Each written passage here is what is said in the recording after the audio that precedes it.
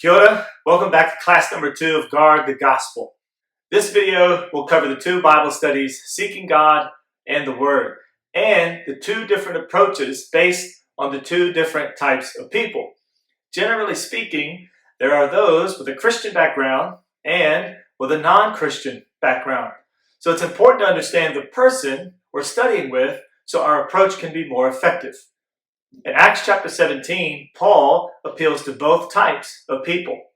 In verse 16 and 17, so he reasoned in the synagogue with both Jews and God-fearing Greeks, as well as those in the marketplace, day by day, with those who happened to be there. So Paul goes to the synagogue and the marketplace. The synagogue is where Jewish people go for religious instruction. The marketplace is where everyone gathers for a variety of social activities. So 2 different groups, 2 different approaches. While in the synagogue, Paul's custom is to reason from the scriptures. Outside the synagogue, he finds other common ground. In verse 28, he says, "For in him we live and move and have our being, as some of your own poets have said, we are his offspring." 2 different types, 2 different approaches. The point is, to be effective, we need to tailor our approach based on the person. When studying the Bible with somebody from a Christian background, our goals and approach are different. When studying with someone from a non-Christian background, our goals and approach are also different. There will be some overlap, but in order to reach a larger audience, we need to keep in mind different people need different approaches. So with this in mind, let's practice our effective questions and our approach with the Seeking God study. If you're ever unsure where to begin when studying the Bible with someone, start with Seeking God. You just can't go wrong. The aim of the Seeking God Bible study is to help someone seek instead of just looking for God. There are 5 memory scriptures for this study. Matthew 7, verse 7 through 14. Matthew 7, verse 24 through 29. Luke 13, verse 22 through 30. Jeremiah 29, verse 13. And Acts chapter 8, verse 26 through 40.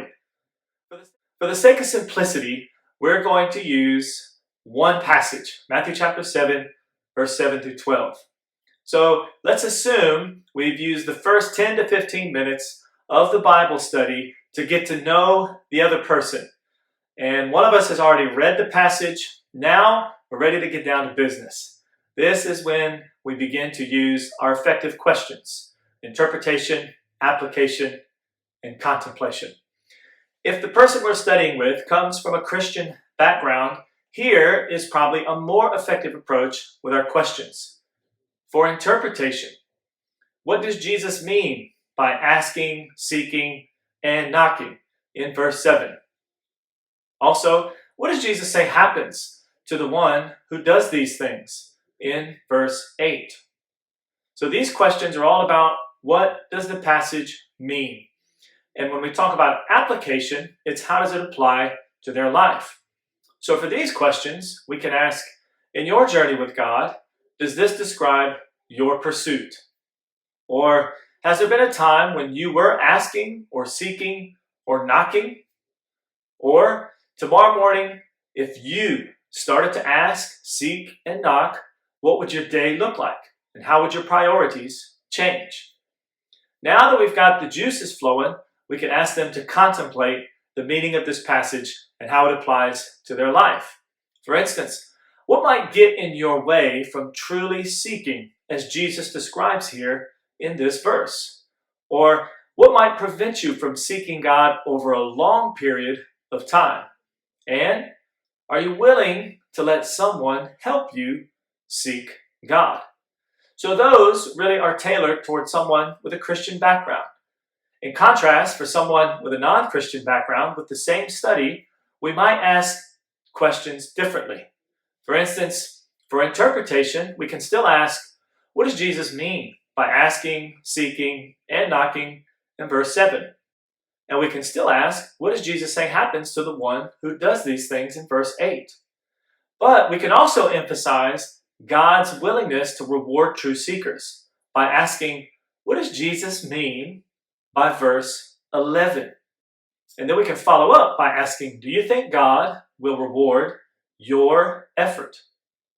And then when we start talking about application, we can ask, what are things that you have sought after in your life? And what pursuit has received the most energy in your life? If you began seeking God today, how would your day-to-day life begin to change? Now that we have them thinking about the passage and the application to their life, we want them to contemplate. For instance, what ideas about God or Jesus or the Bible would you have to overcome if you really pursued God? And are you willing to approach the Bible with an open mind? So for the upcoming class, use 2 more memory scriptures from Seeking God and write interpretation, application, and contemplation questions for both someone from a Christian background and for someone with a non-Christian background. Let's use the same approach for the word study. Now, the aim of this study is to teach someone how to use the Bible. Most Christians believe in the Bible, but really don't use the Bible. In this study, there are 5 memory passages. 2 Timothy chapter 3, verse 16 and 17. 1 Timothy chapter 4, verse 16. Hebrews chapter 4, verse 12 and 13. John chapter 12, verse 47 and 48. And Acts chapter 17, verse 10 and 11. Again, for the sake of simplicity, we're going to look at one passage. Let's use 2 Timothy chapter 3, verse 16 and 17. And that verse reads, "All scripture is God-breathed and is useful for teaching, rebuking, correcting, and training in righteousness, so that the servant of God may be thoroughly equipped for every good work." So for someone with a Christian background, here's the line of questions that might be more effective. For interpretation, again, we're pointing them back to the Bible. What are the 4 uses described in this passage? And do you know how the Bible defines these 4 words?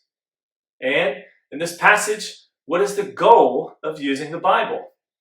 And lastly, what is an example of a good work in verse 17? So now we've pointed them to the Bible. Now we want them to apply it. For application, we'd ask, have you ever had someone personally teach, rebuke, correct, and train you using the Bible, not their opinions?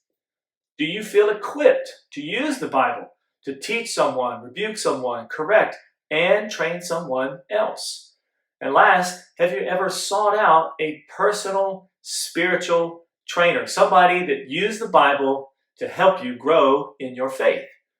Now that we've asked those questions, we move to the contemplation, which would be, would you be willing to allow us to teach you how to use the Bible? And what would prevent you from training and really learning how to use the Bible? When studying the Bible with someone from a non-Christian background, we'd probably approach a bit differently. For interpretation, we might want to focus on, what does all Scripture is God-breathed really mean? Or in what ways is the Bible useful in this passage? And last, what is the end goal of using the Bible? We've started to teach and train them how to look at the Bible to interpret it.